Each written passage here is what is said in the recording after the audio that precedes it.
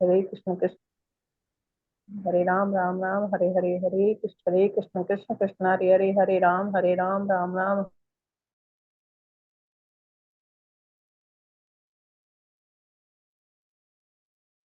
हरे कृष्ण। आप सभी भक्तजनों का हार्दिक स्वागत, हार्दिक अभिनंदन। आज के श्रीमद् भगवद गीता की कक्षा में सत्र का शुभारंभ हम पहले जगत गुरु श्रील प्रभुपाद जी की आज की कोट के साथ करेंगे। जगत गुरु श्रील प्रभुपाद की जय। आज है 29 जून। एक बूढ़ा व्यक्ति अपनी पत्नी के साथ बैठा था। पत्नी ने बूढ़े से पत्नी ने अपने बूढ़े पति से निवेदन किया, जप करो, जप करो, जप करो। और पति ने उत्तर दिया, चुप रहो, चुप रहो, चुप रहो। यह कार्टून हमने देखा है। वह 3 बार कहेगा, चुप रहो, चुप रहो, चुप रहो, किंतु वह कृष्ण कृष्ण कृष्ण नहीं कहेगा। मायापुर 29 जून 1973। जगत गुरु श्रील प्रभुपाद की जय। अभी हम श्रीमद् भगवद गीता यथारूप करेंगे। श्रीमद् भगवद गीता यथारूप की जय। आज आपकी 12th चैप्टर स्टार्ट हो जाएगा। और जो भगवद गीता कंठस्थ करना चाहते हैं, सबसे इजी जो चैप्टर है वो भक्ति योग यानी कि 12वां अध्याय ही है। तो श्लोक की तरफ बहुत अच्छे से ध्यान देंगे, अच्छे से श्रवण कर लेंगे इसको, ताकि आपको प्रॉब्लम ना हो और आपको आज ही ये श्लोक कंठस्थ हो जाए। ठीक है जी। तो आज का अध्याय है अध्याय नंबर 12, जिसका नाम है भक्ति योग। अब पिछले अध्याय का समापन भगवान श्री कृष्ण ने उनके व्यक्तिगत श्याम सुंदर रूप के प्रति भक्ति योग की श्रेष्ठता बताकर किया। कृष्ण के व्यक्तिगत रूप के प्रति आसक्ति ही आध्यात्मिक साक्षात्कार की पराकाष्ठा है। जो पहले अध्याय में हमने पढ़ा, जैसे कि 6 चैप्टर का जो 47 नंबर का श्लोक था, 7 चैप्टर का जो 1 नंबर का श्लोक था, 8वें अध्याय का जो 5वें नंबर का श्लोक था, उनपे भी जोर दिया गया है। और अर्जुन ने व्यक्तिगत रूप से पिछले अध्याय में इसका अनुभव किया है। फिर भी कुछ ऐसे लोग हैं जो निराकार ब्रह्म का ध्यान करना श्रेष्ठ मानते हैं। तो इस अध्याय में अर्जुन इन दोनों श्रेणियों के लोगों के बारे में जिज्ञासा करता है। इस प्रकार वे श्री कृष्ण के व्यक्तिगत रूप से आसक्त रहने की अपनी स्थिति को स्पष्ट करते हैं। और जो भी अर्जुन के प्रश्न है, उसके उत्तर में कृष्ण भगवान जी बता रहे हैं कि शुद्ध भक्ति योग प्रेम सत्य के साक्षात्कार के लिए श्रेष्ठतम प्रक्रिया है और उनकी संगति प्राप्त करने के लिए सबसे आसान साधन है। कृष्ण यह भी वर्णन करते हैं कि कैसे भक्ति का कोई स्तरों पर अभ्यास किया जा सकता है। भक्ति का मतलब बड़े सारे स्तर है ना, लेवल है। तो भक्ति के कई स्तरों का अभ्यास कैसे किया जा सकता है, ये भी भगवान बताएंगे। और एक भक्त के वे गुण जो श्री कृष्ण को उसका फेवरेट बनाते हैं, या श्री कृष्ण जो है, श्री कृष्ण का कौन सा डिवोटी फेवरेट होता है, उसके बारे में भक्ति योग में पूरा चेक बॉक्स दिया गया है। आप लोग चाहें तो चेक कर सकते हैं कि भाई हमारे में कौन सी क्वालिटी है जो नहीं है, उसको आप डेवलप करो, लेकर आओ। क्वालिटी कैसे लाएंगे, इसके बारे में भी आपको बताया हुआ है बहुत बार। ठीक है, कि कैसे इंक्रीज करनी है क्वालिटीज को। तो ये दो हैं आज। मतलब कि है ना, एक साकारवादी, एक निराकारवादी। दो होते हैं, सगुणवादी और निर्गुणवादी, निर्विशेषवादी, या जो भक्त होते हैं। दो कैटेगरीज हैं, उसके बारे में ही अर्जुन का सवाल है। तो अर्जुन प्रश्न पूछना आरंभ कर रहा है। आइए शुरू करते हैं। श्लोक को बहुत ध्यान से सुनेंगे। अर्जुन उवाच एवं सततयुक्ता ये भक्तास्त्वां पर्युपासते, ये चाप्यक्षरमव्यक्तम् तेषां के योगवित्तमाः। अर्जुन उवाच सिंपल है, बहुत बार सुन लिया आपने। एवं, एकता का, एकादशी का, व ठीक है, वन वाला, वृंदावन वाला, उसके ऊपर जो अनुस्वार उसका उच्चारण करेंगे आधे म से।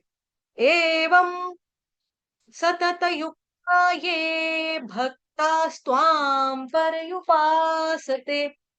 इसको पास्ते नहीं बोलेंगे। पास्ते बोलने से क्या हो जाएगा, स आपका हलंत हो जाएगा। स यहाँ पे आधा नहीं है, स पूरा है। ठीक है, स जो है वो आधा नहीं है, स आपका जो है वो पूरा है। तो इसीलिए यहाँ पर क्या हो जाएगा, पासते, मेरा घर उसके घर के पास है। अगर हम बोलेंगे पास्ते, तो ये वो नहीं है अम्मा मम्मी आम पास्ता, पास्ता नहीं है, ये क्या है, पासते, ते दीर्घ। ये चाप्याक्षर, यहाँ पर गलती होती है डिवोटी से, ये के बदले बोल देते हैं ए चाप्याक्षर। ये ए फॉर एप्पल नहीं है, ये यज्ञ का है, य के ऊपर ए की मात्रा। ये मेरा पेन है, ये मेरी नोटबुक है, ये मेरा मोबाइल है, ये मेरे पापा हैं, ये चाप्यक्षरमव्यक्तन, ये चाप्यक्षरमव्यक्तन, व्यक्त, व्यक्त, आधा क और त, आधा क और त, ऊपर अनुस्वार यानी बिंदी, बिंदी का उच्चारण क्या करेंगे, आधे न से, हलंत न से, क्यों, क्योंकि आगे आ रहा है त वर्ग का ते, त आ रहा है त, त थ ध ध न, तो यहाँ पे आ जाएगा हलंत न। ये चाप्यक्षरम अव्यक्तन, तेषां, षटकोण का, ष षटकोण का, तेषां, क्योंकि क ख ग घ य, ठीक है, तो यहाँ पे तेषां, ग, गंगा वाला, तेषां के योग, योग, ग पूरा, योग वित्तमानी, योग वित्तमाह, डबल त, पहला त आधा, दूसरा त पूरा, दो आधे त, एक त आधा एक त पूरा, तो डबल त, योग वित्तमाह। हाँ, विसर्ग का उच्चारण कैसे करेंगे, जैसे यहाँ पर विसर्ग से पहले क्या है, माँ है, तो विसर्ग का उच्चारण हा हो जाएगा। क्लियर हो गया सबको, क्लियर है, हरी बोल, अपना कैम ऑन करके बता सकते हैं, अपने एक्सप्रेशंस दे सकते हैं, क्लियर है, चलूं आगे, या श्लोक का 2-3 बार बता दूं, 1-2 बार और बताऊं, आप लोग बोलना चाहें तो बोल सकते हैं, बताऊं 1-2 बारी, क्योंकि फिर मैं पढ़ाना शुरू कर दूंगी। हरे कृष्ण माता जी, ठीक है माता जी, ठीक है, अब आगे चलिए आप। समझ में आ गया सबको, ये जी तो एक माता जी। डिवोटी ने अपना मत दिया, बाकी बताइए, ये एक डिवोटी का विचार है, बाकी डिवोटीज बताइए अपना। हाँ माता जी जी। एक बार और बता दीजिए। एक बार और करवा दो, चलो ठीक है। और आज ही ना इसके साथ एक और रिकॉर्डिंग में डालूंगी, डिस्क्रिप्शन बॉक्स में होगी, यूट्यूब के डिस्क्रिप्शन बॉक्स में, चैनल में नहीं आएगी अलग से, यूट्यूब के डिस्क्रिप्शन बॉक्स में होगी, जहां पे आपको उसका उच्चारण का पूरा मिल जाएगा, वो भी देखेंगे, ये भी देखेंगे, साथ ही आपको 12th चैप्टर का पहला श्लोक आज लर्न हो जाना चाहिए, कल मैं सुनूंगी, ठीक है, ये ना हो कल गायब होना शुरू हो जाओ। अर्जुन उवाच एवं सततयुक्ता ये भक्तास्त्वां पर्युपासते, ये चाप्यक्षरमव्यक्तन् तेषां के योगवित्तमाः। अर्जुन उवाच एवं सततयुक्ता ये भक्तास्त्वां पर्युपासते, ये चाप्यक्षरमव्यक्तन् तेषां के योगवित्तमाः। अर्जुन उवाच एवं सततयुक्ता ये भक्तास्त्वां पर्युपासते, ये चाप्यक्षरमव्यक्तन् तेषां के योगवित्तमाः। ठीक है, अर्जुन उवाच एवं सततयुक्ता ये भक्तास्त्वां पर्युपासते, ये चाप्यक्षरमव्यक्तन् तेषां के योगवित्तमाः।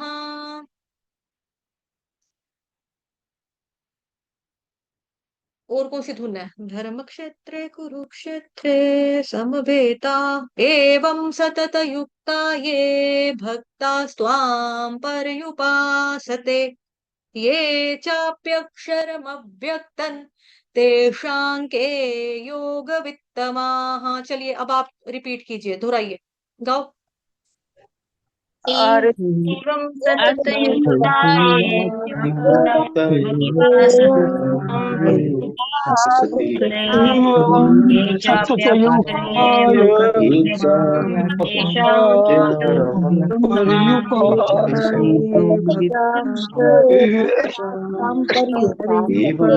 तेषां एवं सततयुक्ताये भक्ता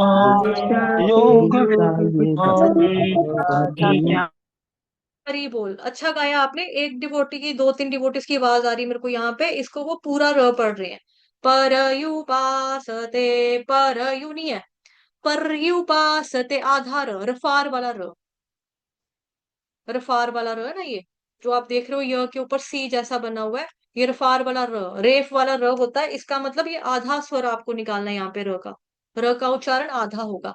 पर्युपासते ऐसे नहीं गाएंगे, परयुपासते, परयु में र पूरा आ रहा है, र पूरा नहीं करना है, आधा र। पर्युपासते, स पूरा आना चाहिए, स आधा नहीं करेंगे, स पूरा करेंगे, ठीक है। चलिए मेरे पीछे रिपीट कर लीजिए। अर्जुन उवाच, गाइए। अर्जुन उवाच एवं सततयुक्ता ये एवं तथैवाये भक्तास्त्वां पर्युपासते,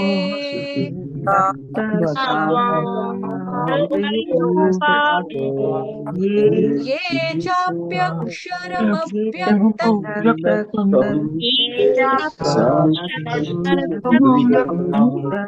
तेषां के योगवित्तमाः।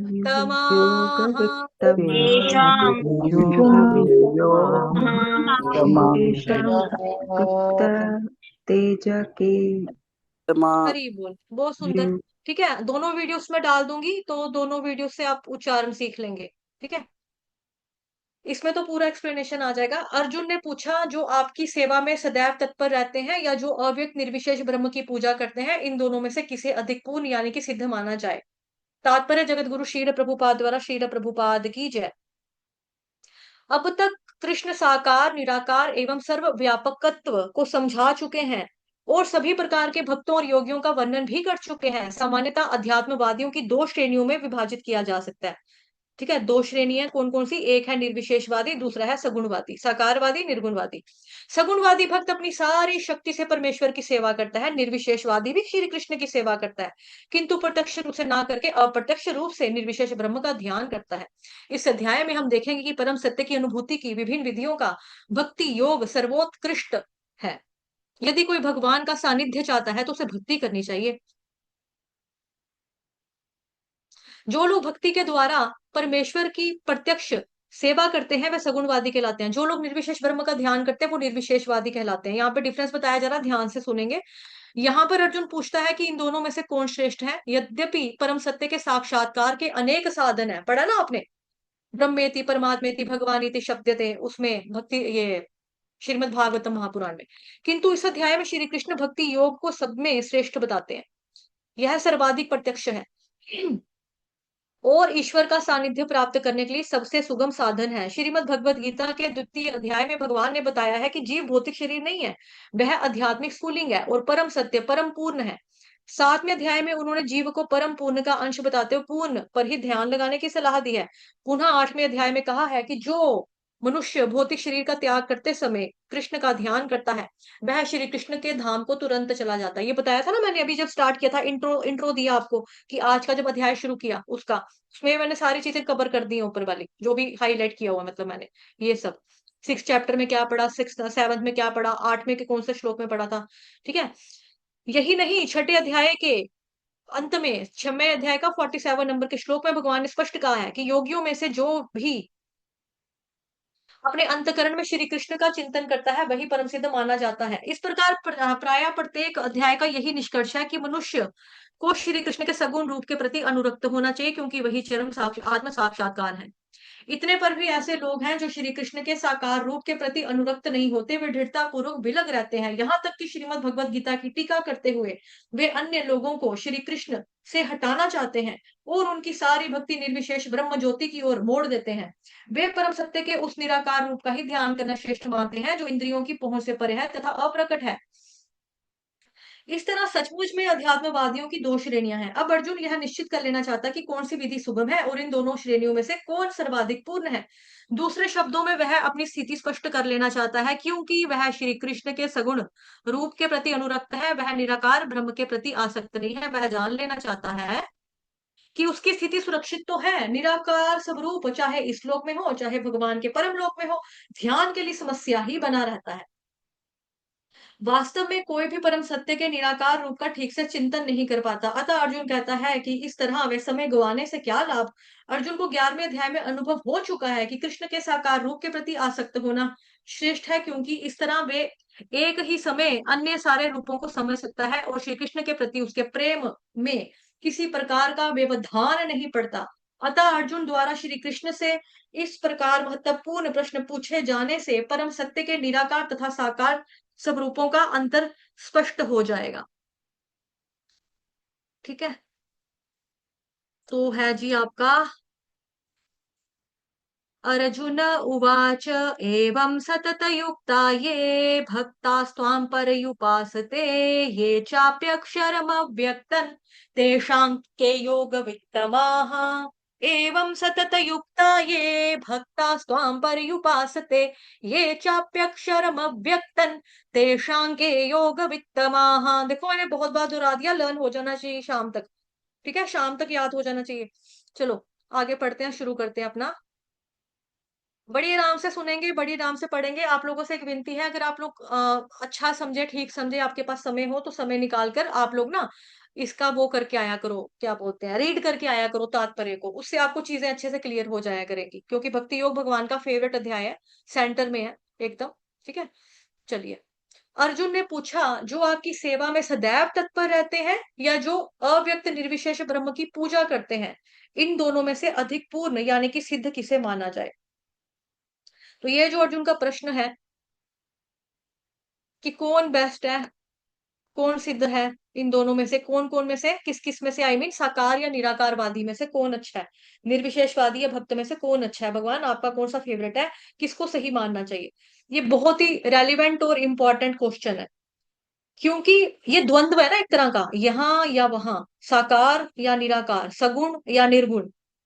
तो ये द्वंद्व है, एक तरह का डुअलिटी है। तो इसमें लोग कंफ्यूज हो जाते हैं। साकार वाले बोलते हैं हमारा सिद्धांत श्रेष्ठ है, निराकार वाले कहते हैं नहीं हमारा सिद्धांत श्रेष्ठ है। तो इसीलिए अर्जुन ने भगवान जी से खुलकर फ्रैंकली क्वेश्चन पूछ लिया, भगवान जी आप ही बता दो कि इन दोनों में से कौन बेस्ट है, कौन श्रेष्ठ है। प्रभुपाद जी ने तात्पर्य में क्या बताया, तात्पर्य में प्रभुपाद जी ने बताया कि दो प्रकार के योगी होते हैं। कहाँ बताया प्रभुपाद जी ने, देखो, अध्यात्मवादी दो प्रकार के होते हैं, दो श्रेणियों में विभाजित किया जा सकता है। कौन कौन, एक है निर्विशेषवादी, दूसरा है सगुणवादी। ये प्रभुपाद जी ने बता दिया, शुरुआत ही कर दी यहाँ से। हम्म प्रभुपाद जी ने तात्पर्य में बताया कि दो तरह के योगी होते हैं, एक तो वो जो निराकार ब्रह्म की उपासना करते हैं, और दूसरे वो जो कि सब और उपस्थित है, मतलब एक हो गया जो निराकार ब्रह्म की उपासना करते हैं जो कि सब और उपस्थित है, सर्व विद्यमान है, जो निराकार ब्रह्म की उपासना करते हैं वो लोग। और एक होते हैं जो भगवान की रूप की उपासना करते हैं, भगवान के पूजा करते हैं, अर्चना करते हैं। अब अर्जुन का क्वेश्चन है कि इन दोनों में से किसको अधिक पूर्ण सिद्ध माना जाए। ठीक है, अभी हम इसका क्या कर लेंगे, पहले हम इसकी सिमिलैरिटीज देख लेंगे। आप लोगों से निवेदन है इसका स्क्रीनशॉट उठा लेना, मतलब खींच लेना, स्क्रीनशॉट ले लेना। ठीक है, ये आपके सामने इसकी समानताएं आ गई हैं, सिमिलैरिटीज आ गई बोले तो। सबसे पहला पॉइंट जो ये दोनों लोग मानते हैं, कहते हैं पदार्थ के परे सुख। दोनों के दोनों ही क्या बोलते हैं कि पदार्थ के परे आनंद को चाहते हैं। संसार का जो पदार्थ है उसका जो आनंद है, दोनों ही उसकी बुराई करते हैं, दोनों ही उसकी भर्त्सना करते हैं। है क्या ये संसार का दुख, थर्ड क्लास ठगे जाने वाला सुख है ये। संसार का सुख तो बिल्कुल वैसे है जैसे ब्लेड के ऊपर कोई शहद को लगाकर चाटे तो क्या होगा। अगर कोई ब्लेड के ऊपर शहद को लगाकर चाटेगा तो उसकी जीभ कैसे होगी, कट जाएगी ना, जीभ कटेगी उसकी, कांटे लग जाएंगे, चीरे लग जाएंगे उसकी जीभ के ऊपर। तो वैसा है संसार का सुख। आत्मा कभी भी तुष्ट नहीं हो सकती, आत्मा कभी भी सुखी नहीं हो सकती ऐसे संसार के सुख में, जहां पर अपनी ही जीभ कटेगी शहद को चाटने के चक्कर में। इसके लिए प्रभुपाद जी और भी एग्जाम्पल देते हैं ना, ऊंट वाली, कि एक ऊंट होता है वो क्या करता है कि आ, कंटीली झाड़ियों को खाते हैं, जिससे ऐसी वाली झाड़ियों पे जाकर ऊंट खाता है कि जहां पर ना उसको वो लगे होता है, कांटे लगे होते हैं। तो जब वो कांटे वाली झाड़ियों का इस्तेमाल करता है तो उसका बेचारे का जो मुंह होता है ना वो छिल हो जाता है, उसका मुंह छिल हो जाता है पूरा का पूरा। तो उसको लगता है यार, मतलब कि अपना ही खून उसके मुंह में आता है, और अपने ही जो खून के जो अपना ही खून का जब उसके मुंह में स्वाद आता है ना तो उसको लगता है मीठा मीठा लगता है कि वाह, जूसी जूसी कुछ आ रहा है मेरे मुंह में। बट वो बेचारा ये नहीं जानता होता है कि ये ना मतलब मेरा अपना ब्लड है जो मेरा स्वाद ले रहा हूं मैं। देखो इसका फोटो लगाया है मैंने, आपको याद होगा उपनिषद, ईशोपनिषद या ईशो उपदेशामृत में हमने ये उदाहरण पढ़ा है पहले भी। ये देखो ये कांटे वाली झाड़ियां खा रहा है ना, इसमें कितने कांटे लगे हैं, कांटा वाला खा रहा है बेचारा ये ऊंट। और खाने के बाद इसके जो कांटे होंगे जीभ में चुभेंगे, मुंह के ऊपर चुभेंगे, तालू के ऊपर चुभेंगे, वहां से इसको ब्लड निकलेगा, खून निकलेगा। तो खून भी इसके साथ साथ कांटों के पत्तों के साथ साथ मुंह में जाएगा, तो सोचेगा जूसी है, पत्तियां जो है पेड़ की जूसी है। तो इसी तरह से बताया जा रहा है कि संसार का जो हमारा सुख है ना, वो इसी तरह का है, थर्ड क्लास सुख। कि जैसे व्यक्ति क्या करे, ब्लेड लगाए, ब्लेड के ऊपर शहद लगाए और शहद लगा के ब्लेड को चाटे, चाटेगा वो शहद को, लेकिन शहद के पीछे क्या है, ब्लेड है ना, तो उसको चाटने से क्या होगा, उसकी जीभ जो होगी उसमें कट लग जाएंगे, चीरे लगेंगे, छलनी हो जाएगी जीभ और अपना ही खून उसके मुंह में आएगा, तो शहद का स्वाद कहाँ रहा। ऐसा ही है हमारा संसार का सुख, संसार से जो मिलने वाले सुख होते हैं उनकी तुलना शास्त्रों में इसी तरीके से की जाती है। तो ये दोनों के दोनों सेम लोग मानते हैं, सेम बात को मानते हैं कि पदार्थ के परे है सुख। दोनों यही कहते हैं, चाहे वो निराकारवादी हो साकारवादी हो, दोनों भक्त जो है सेम मानते हैं। दूसरा पॉइंट है, दोनों ही शास्त्रों का अनुगमन करने वाले हैं। दोनों ही शास्त्रों का अनुगमन करते हैं। दोनों क्या करते हैं, शास्त्रों के श्लोकों को कोट करते हैं, अपने प्रवचन कह लो या अपनी किताबों में कह लो, या जब डिस्कशन होती है, चर्चा होती है, तब कह लो, ये लोग शास्त्रों से लिए गए श्लोकास को, वर्सेस को कोट करते हैं। निराकारवादी भी श्लोक को कोट करते हैं, तत्वम अस्सी, तुम वही हो, अहम ब्रह्मास्मि, मैं ब्रह्म हूं, प्रज्ञा नाम ब्रह्म, जो ज्ञान है वो ब्रह्म के स्वरूप वाला ही है। इस प्रकार से जो निराकारवादी हैं वो निराकार वाले श्लोक चुनते हैं और वो बोलते हैं कि ये महावाक्य है, बाकी सारे वाक्य हैं लेकिन ये महावाक्य है। क्यों इनके लिए महावाक्य क्यों है, क्योंकि इनके सिद्धांत को मैच करने वाला है वो महावाक्य, वो श्लोक, इसलिए। और अगर हम भक्तों की बात करें, सगुणवादी साकारवादियों की, तो वो भी श्लोक को ही कोट करते हैं, शास्त्रों को मानते हैं और शास्त्रों पर ही चलकर भगवान की भक्ति करते हैं। तो ये दोनों भी, इन दोनों में ये चीजें भी, मतलब दोनों में ये बातें कॉमन है कि ये दोनों ही शास्त्रों को मानते हैं। अभी देखो ये जो आपका अध्याय है ना, आज का अध्याय 12th चैप्टर, इसमें सिद्धांत है बताने वाले, प्रिंसिपल्स बहुत सारे हैं बताने वाले। तो हो सकता है आपकी क्लास थोड़ी सी लंबी हो जाए, तो इट्स ओके, बिकॉज इसमें सिद्धांत है, बातें समझ आने वाली हैं जो परमानेंट आपकी बुद्धि में पड़ जानी चाहिए फॉर एवर। ठीक। अगला आ गया वैराग्य का अनुगमन। तो दोनों ही वैराग्य के पथ का अनुगमन करने वाले हैं। दोनों के दोनों ये मानते हैं कि संसार के भोगों में लिप्त नहीं होना चाहिए, इनसे वैराग्य लेना चाहिए। किनसे वैराग्य लेना चाहिए, संसार के भोगों से हमको वैराग्य लेना चाहिए। दोनों ही वैराग्य की संस्तुति करते हैं। दोनों ये नहीं, ये नहीं बोलते कि बस कर लो दुनिया मुट्ठी में, कर दिखाओगे, yes you can do it man, yes. दोनों ही ऐसा नहीं करते, दोनों के दोनों वैराग्य का पालन भी करते हैं। दोनों क्या करना चाहते हैं, जन्म मृत्यु के चक्र से निकलना चाहते हैं। जन्म मृत्यु के चक्र से दोनों के दोनों निकलना चाहते हैं। जो निराकारवादी हैं वो कहते हैं कि संसार का चक्कर क्या है, जन्म जरा मृत्यु व्याधि, मर रहे हैं, बार बार पैदा हो रहे हैं। जो यही बात है, ये बात भक्त भी बोलते हैं, 84 लाख योनिया पुनरपि जननम पुनरपि मरणम, वो भी बोलते हैं। तो इस जगत के अंदर दोनों का ही ये भाव है कि जन्म मृत्यु का चक्कर है यहाँ पर और इससे निकलना चाहिए, इससे मुक्त होना चाहिए। फिर है मोक्ष की कामना। मोक्ष की कामना। दोनों ही मोक्ष और मुक्ति को प्राप्त होना चाहते हैं। दोनों मानते हैं कि हमें मोक्ष की ओर आगे बढ़ना चाहिए। हालांकि जो भक्त होता है उसका मोक्ष के आगे की भी बात आती है, वो हम जब अंतर पढ़ेंगे उसमें जानेंगे। फिलहाल के लिए आप ये समझो कि दोनों चाहते हैं कि हम मोक्ष के आगे चले जाएं, मोक्ष की ओर आगे बढ़े, मतलब ठीक है। शुद्ध जीवन, शुद्ध जीवन, दोनों के दोनों क्या करते हैं, शुद्ध जीवन का पालन करते हैं, इसी को फॉलो करते हैं। दोनों कहते हैं कि हमको शुद्ध सात्विक आहार खाना चाहिए, हमें अपना स्वभाव, अपनी दिनचर्या जो होता है, सोना उठना बैठना खाना पीना, सब कुछ नियमित रखना चाहिए, संयमित रखना चाहिए, सेल्फ डिसिप्लिन होना चाहिए। दोनों के दोनों ये मानते हैं, ठीक है। इसको दोनों बात मानते हैं ये। लास्ट वाला आपका इसमें आ गया, भगवान सर्वव्यापी हैं, ये दोनों के दोनों मानते हैं। दोनों मानते हैं कि भगवान सर्वव्यापी हैं।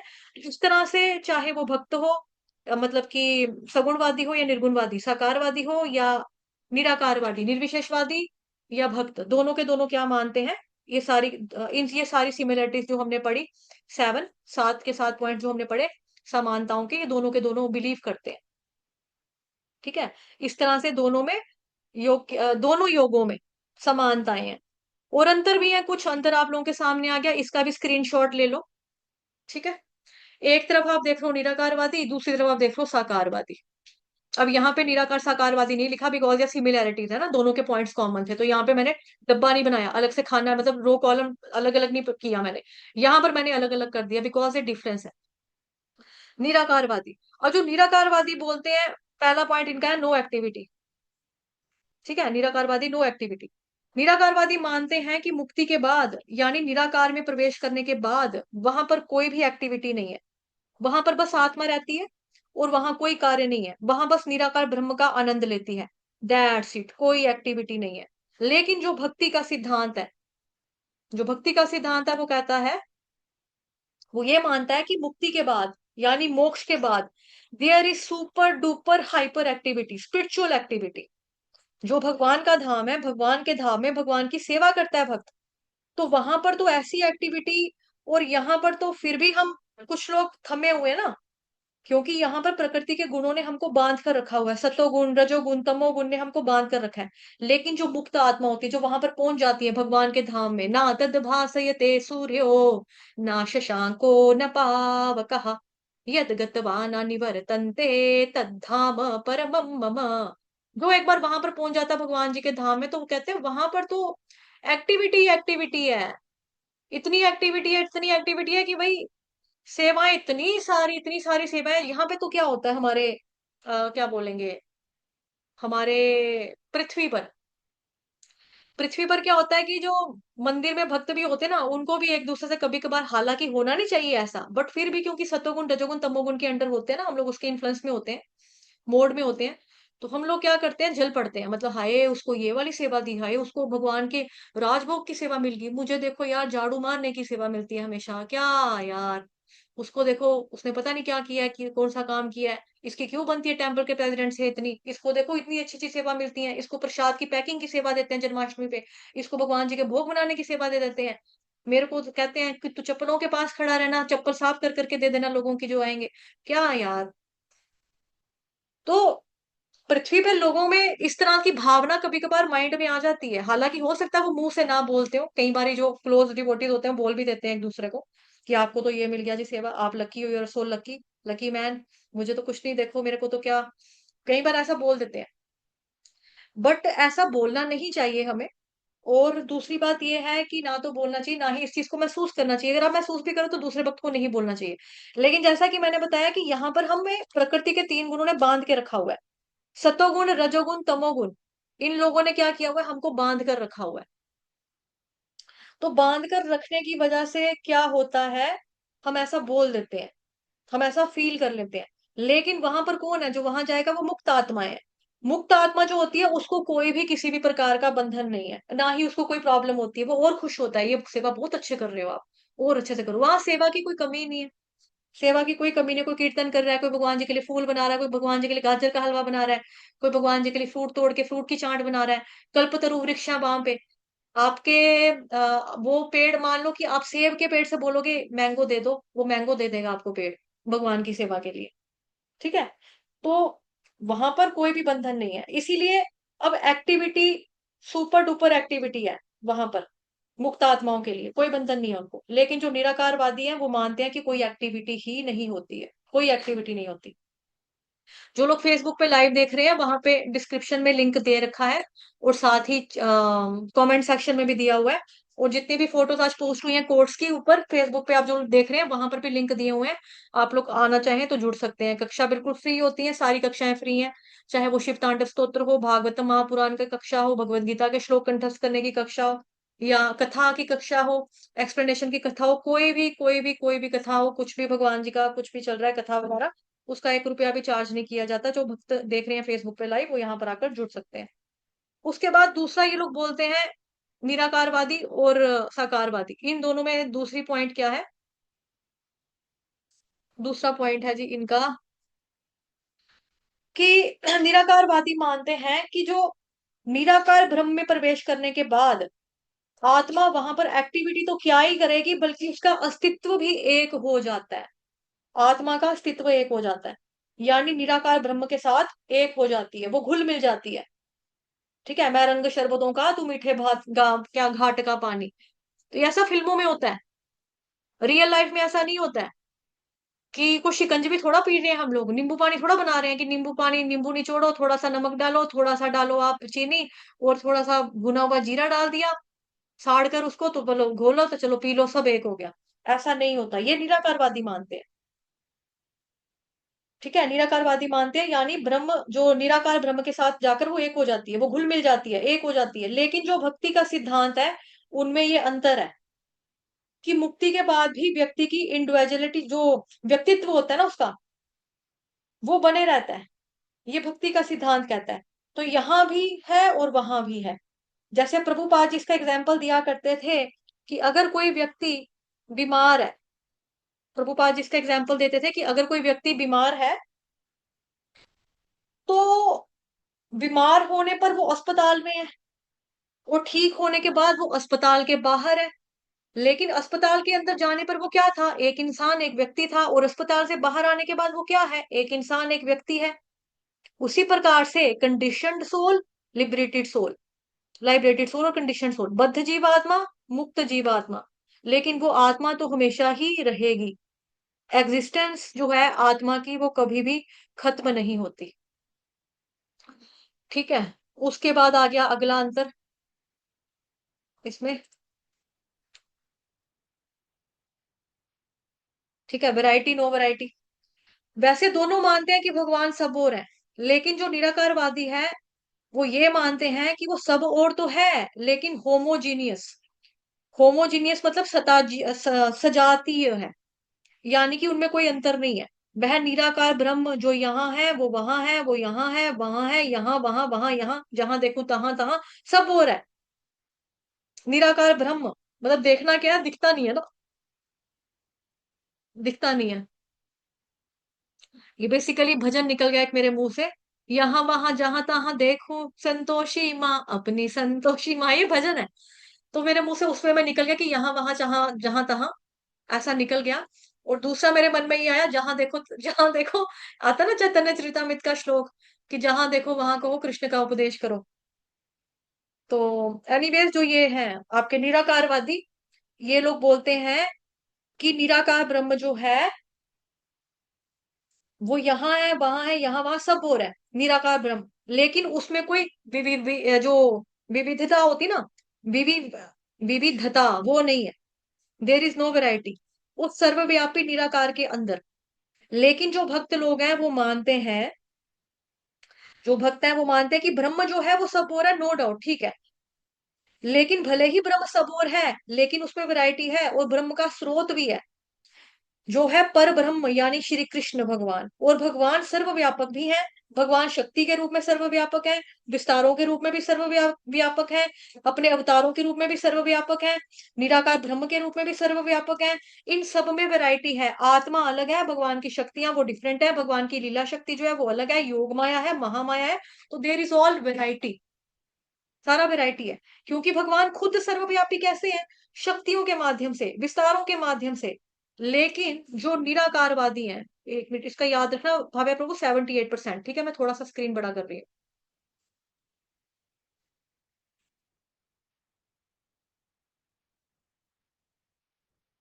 ठीक है, तो 78% याद रखना, अभी 90 पे आ गया है।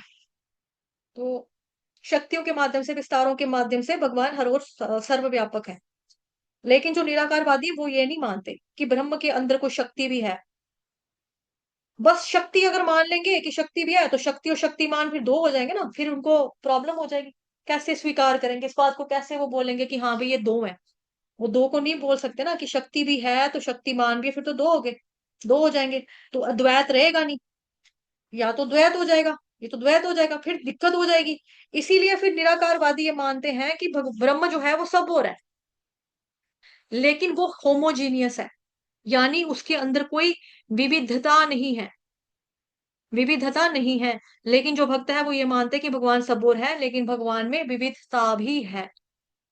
उसके बाद है जी फोर्थ, फोर्थ ना, 1 2 3 4, हाँ फोर्थ पॉइंट जो आपका ये है निराकारवादी, ये लोग बोलते हैं ब्रह्म सत्य जगत मिथ्या। ब्रह्म सत्य जगत मिथ्या। निराकारवादी मिथ्या जगत को क्या मानते हैं? मिथ्या मानते हैं, झूठ मानते हैं, मिथ्या। ब्रह्म सत्य जगत मिथ्या। जगत जो है वो मिथ्या है। यह दिख रहा है आपको, ऐसा प्रतीत हो रहा है कि ये है, क्योंकि आप इसको देख रहे हो इसीलिए नजर आ रहा है ये। पर जैसे ही आप इससे मुख मोड़ लोगे अपना, मुंह मोड़ लोगे अपना, तो ये नहीं है। ये दिख रहा है, ये ब्रह्म है, वास्तव में ये है नहीं, है ही नहीं है ये। नो एग्जिस्टेंस, इसका अस्तित्व ही नहीं है। हम मान लेते हैं कि यहाँ पर ये पेड़ है, नदियां हैं, ये पहाड़ है, वास्तव में ये कुछ नहीं है, वास्तव में कुछ है ही नहीं, तो ये है मिथ्या। लेकिन जो भक्ति का सिद्धांत है वो ये मानता है कि जगत जो है वो मिथ्या नहीं है, ब्रह्म सत्य है। ठीक है, हम मानते हैं ब्रह्म सत्य है, लेकिन जगत जो है वो भी मिथ्या नहीं है। जगत अनित्य है। हाँ, ये बदलता रहता है, चेंज होता रहता है। आज है, कल नहीं रहेगा, बदलता रहेगा। जैसे आज किसी का स्वस्थ शरीर है, आज कोई 10 साल का है, अगले साल वो 11 साल का हो जाएगा, उसके बाद 12 साल का हो जाएगा, फिर 13, 14, 15, 16, 17, ऐसे उसकी उम्र बढ़ेगी। तो चेंज हो रहा है ना। ये तो नहीं है कि वो नहीं है, वो झूठ है। आपने शादी की है, आपने बच्चा पैदा किया, आपका बच्चा झूठ है। आपने बीवी, ये शादी करके आपकी बीवी झूठ है। आपके मम्मी पापा ने आपको पैदा किया, आपके मम्मी पापा झूठ है। आपका पड़ोसी झूठ है। आपका अपना घर है, जो जहां अपने मेहनत की कमाई से, खून पसीने की कमाई से आपने अपना घर बनाया, वो घर झूठ है। पैसे झूठ थे आपके, जो आप कमाई करने जाते थे, सुबह से लेकर शाम तक आप काम करते थे दफ्तर में जाके, वो झूठ है। कुछ भी झूठ नहीं है, वो सब सच है, लेकिन अनित्य है, टेम्पररी है, अनित्य है। जैसे आज कोई हेल्दी शरीर वाला है, उसका शरीर ठीक है, बीमारी नहीं है उसको, जवान शरीर है, 20-25 साल के बाद वो बंदा जवान नहीं रहेगा, बुढ़ा हो जाएगा, फिर एक दिन मर जाएगा। पेड़ है, आज खड़ा है, बट हो सकता है आज से 40 साल के बाद पेड़ झड़ जाए, सूख जाए, उसकी जड़ें कमजोर पड़ जाए, बूढ़ा हो जाए। पेड़ भी बूढ़ा होता है ना, तो फिर एक दिन वो पेड़ गिर गया। तो जो प्रकृति है ये परिवर्तनशील है, ये मान सकते हैं, परिवर्तनशील और अनित्य है, यानी टेम्पररी है, और प्रकट और अप्रकट होती रहती है।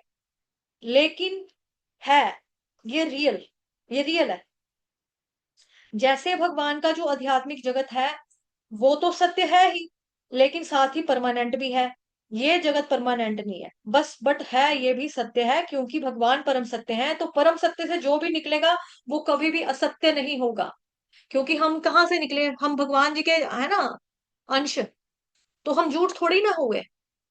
हम झूठ नहीं है तो हम सच ही, हमारे अंदर आत्मा है वो सच है, सच्चिदानंद है, क्या बोलेंगे आपका सनातन है, तो झूठ कहाँ से हो गया?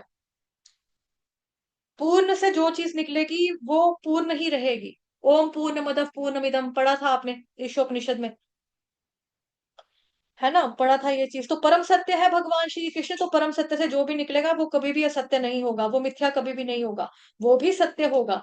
इसीलिए जगत के बारे में भक्तों की कंसेप्शन है कि ब्रह्म सत्य जगत अनित्य। और जो दूसरे हैं निराकारवादी, वो बोलते हैं ब्रह्म सत्य जगत मिथ्या। हम बोलते हैं ब्रह्म सत्य जगत अनित्य। वो मानते हैं ब्रह्म सत्य जगत मिथ्या, वो जगत को मिथ्या मानते हैं, लेकिन परम सत्य से भला मिथ्या कैसे निकलेगी? निकलेगी क्या? नहीं निकलेगी, नो। टेम्पररी निकल सकती है कोई चीज, लेकिन वो मिथ्या नहीं है। मम्मी ऐसी बंद कर। ठीक है, वो मिथ्या नहीं है। फिर उसके बाद फिफ्थ पॉइंट में है, वो कहते हैं निर्गुण सगुण ब्रह्म सच्चिदानंद, हम कहते हैं। ठीक है, अब देखते हैं इसको भी।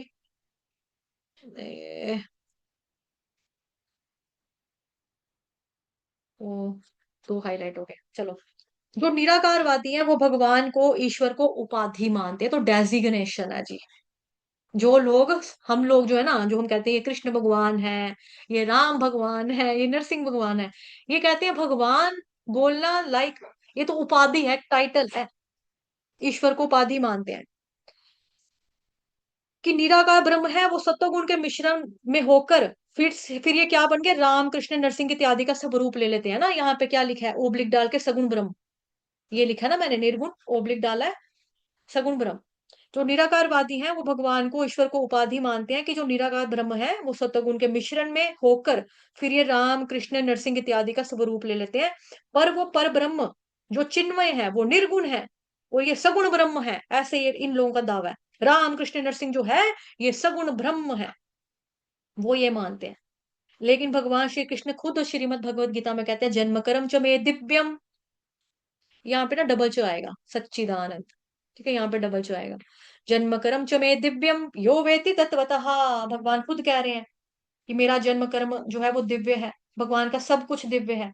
ऐसा नहीं है कि वो सतोगुण के मिश्रण से फिर ये सारे रूप आ गए, नो नो नो, ऐसा बिल्कुल भी नहीं है। तो भगवान के भक्त ये मानते हैं कि भगवान का जो रूप है, नमामीश्वरम सच्चिदानंद रूपम, भगवान सच्चिदानंद स्वरूप वाले हैं। ठीक है, सच्चिदानंद स्वरूप वाले हैं। यहाँ पे मैं ठीक कर रही हूँ उसके स्पेलिंग को, आप लोग भी इसको ठीक कर लेना।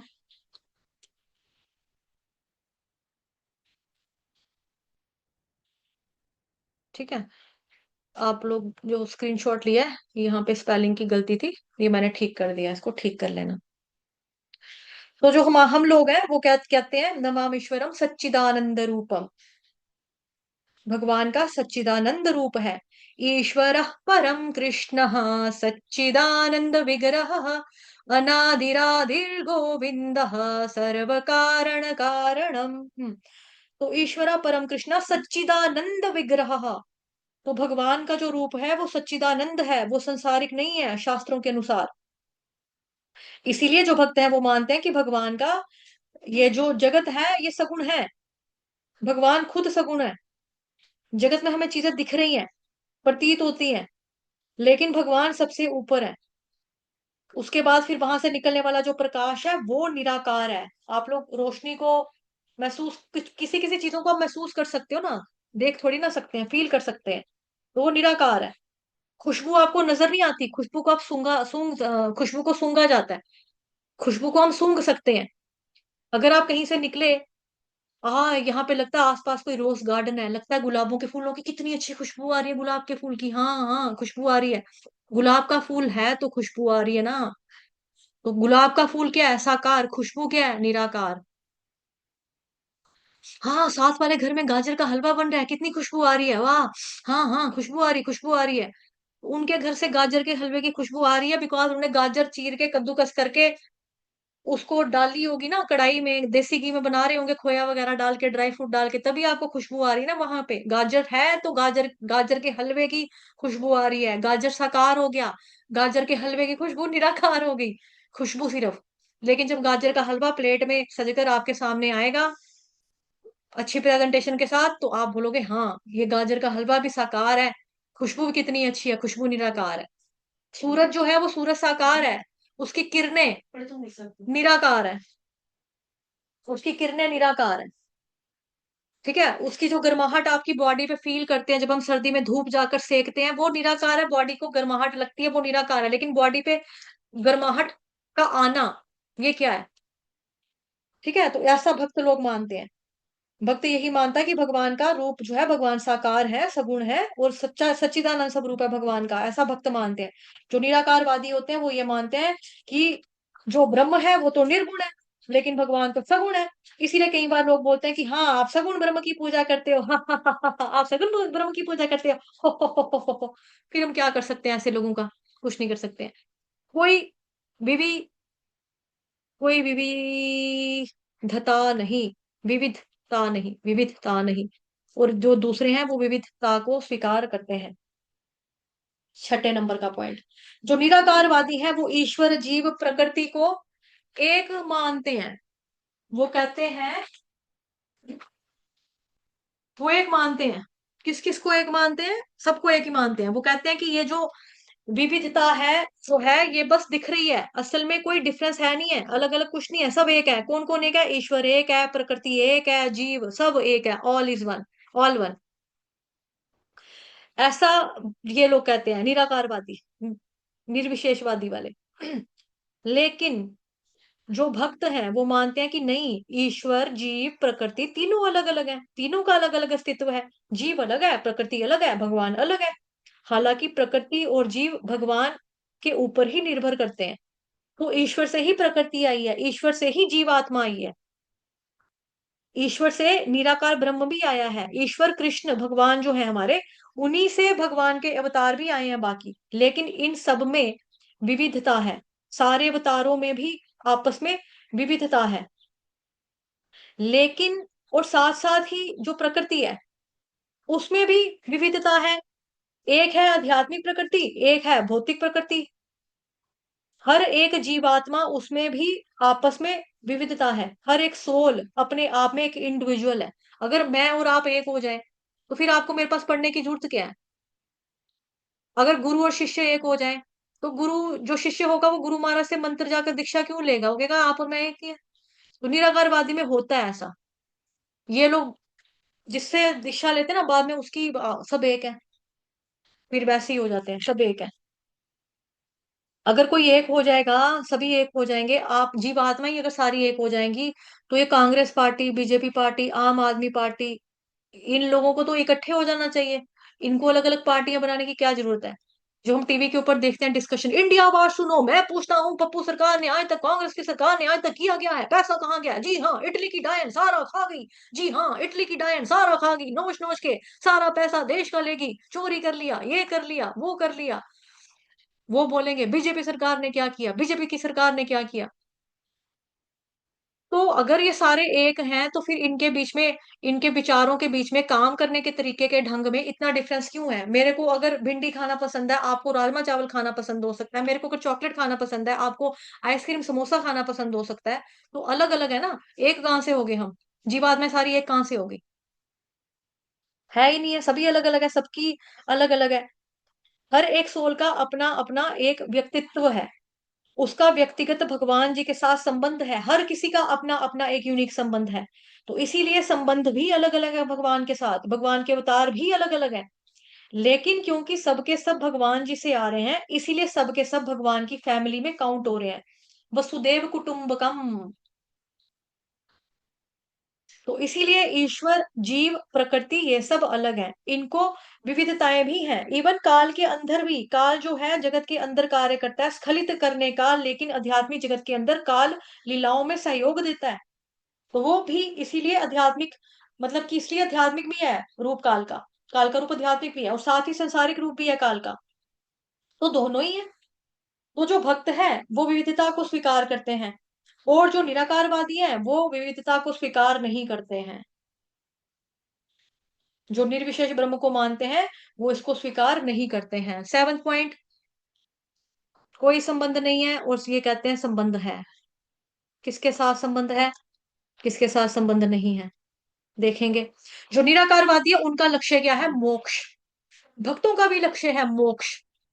लेकिन मोक्ष में भक्त प्रेम से भगवान जी से प्रेम करना चाहता है।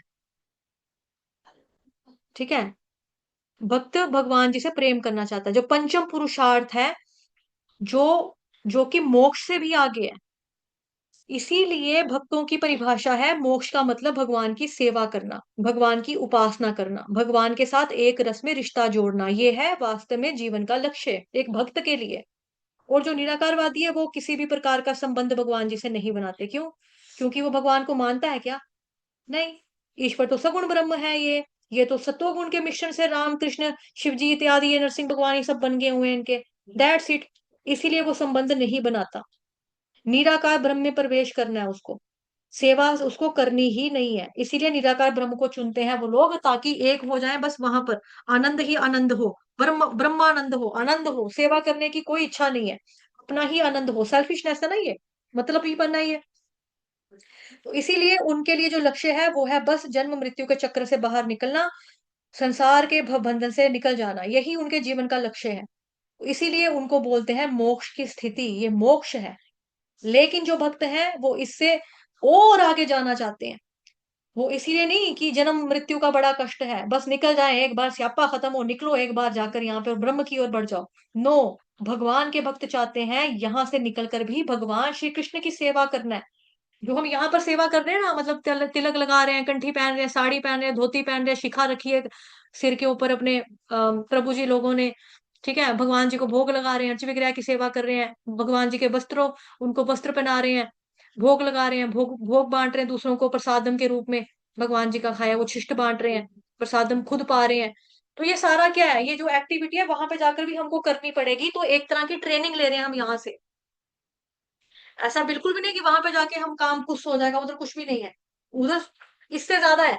तो एक तरह की ट्रेनिंग है यहाँ पर आपको, कि ताकि आप वहां पर जाके सेवा कैसे करनी है ये सीख सको। ऐसी पर यहाँ पर सीख के जाएंगे तो वहां पे जाकर करेंगे ना, वहां कोई सिखाने वाला थोड़ा है। वहां सब अपनी अपनी सेवा कर रहे हैं। आप यहाँ से सेवा सीख लो अच्छे से, कैसे सेवा करनी है, और वहां पे जाके सेवा करो जाकर। इसके लिए है। तो भक्त जो कहता है जिंदगी के साथ भी, जिंदगी के बाद भी, आगे भी, पीछे भी भगवान है। हर जगह भगवान है। ये नहीं है कि बस यहाँ पर जाकर एक हो जाएंगे तो चलो मैं भगवान ही बन जाऊंगा, हम है ही भगवान। अभी हमको भूल गया कि हम भगवान है, बाद में हमको याद आ जाएगा कि हम भगवान है। तो बाद में याद आ जाएगा मरने के बाद, जब हम एक हो जाएंगे। ये भगवान है, गजनी है आमिर खान, जिसको पता नहीं चलता, भूल जाता है कि हम कौन है क्या है। तो ऐसा नहीं होता, भगवान है, पास्ट प्रेजेंट फ्यूचर सबको जानता है। क्या आप लोगों को शोर सुनाई दे रहा है डर का? यहाँ पे ना वो नहीं आते हैं नाली साफ करने वाले, गटर साफ करने वाले, उसकी मशीन की आवाज आ रही है। क्या आप डिस्टर्ब हो रहे हो? नहीं माता जी। माता जी। नहीं माता जी। हाँ बात से आ रही है। नहीं, नहीं माता जी। पर्दा डाल दो, बड़ी आवाज आ रही तेज। मेरे को डिस्टरबेंस हो रहा है ना बहुत, मैं शिफ्ट करती हूँ यहाँ से, पता नहीं। एक मिनट ना। हरे कृष्ण कृष्ण कृष्ण हरे हरे, हरे राम राम राम हरे हरे। मुझे, मैं शिफ्ट करूंगी इस फ्लोर से अभी। हरे कृष्ण कृष्ण कृष्ण हरे हरे, हरे राम राम राम हरे हरे। हरे कृष्ण कृष्ण कृष्ण हरे राम राम हरे हरे। हरे कृष्ण कृष्ण कृष्ण हरे राम राम राम हरे हरे। इधर भी बड़ी आवाज है। यहाँ पे भी सेम ही है। इधर भी सेम ही है। अंदर ही चले जाऊंगा। इधर गर्मी भी है। तो कमरा ठंडा किया था इधर। बाहर फिर एसी लग रही है, कमरा ठंडा करने में टाइम लगेगा बाहर। चलो पढ़ लेंगे, इधर बैठ के ही अपना चुप करके यहीं पे पढ़ेंगे। ऑनलाइन।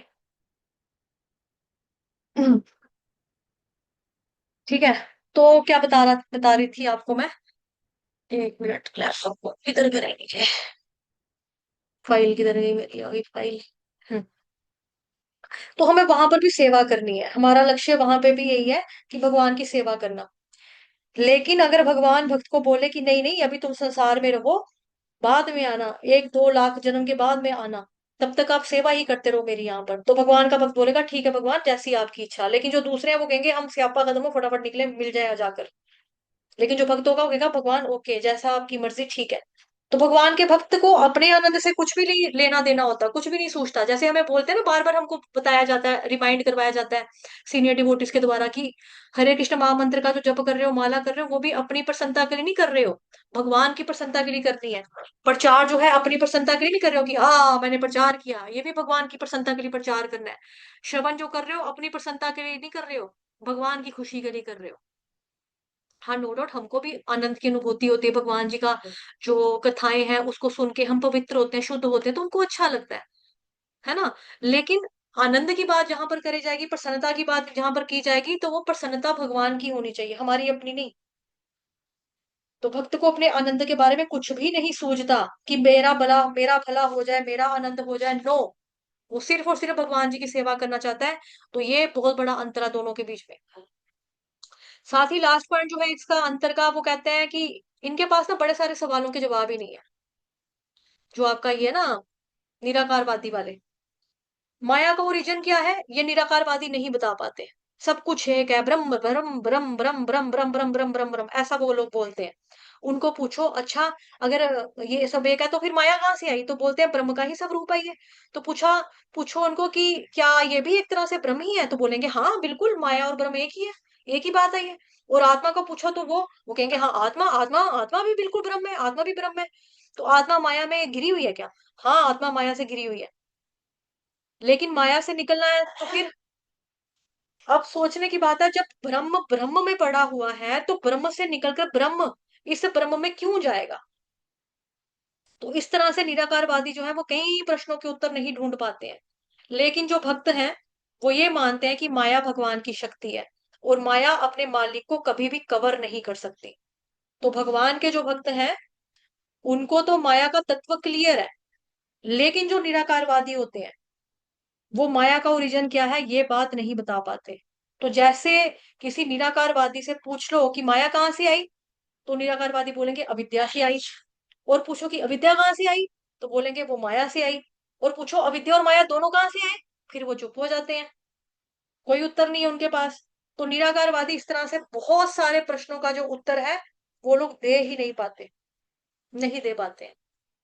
ठीक है, तो ये है आज का हमारा चर्चा इस श्लोक का। अब हम आपको शिव तांडव स्तोत्र करवा देंगे। ठीक है।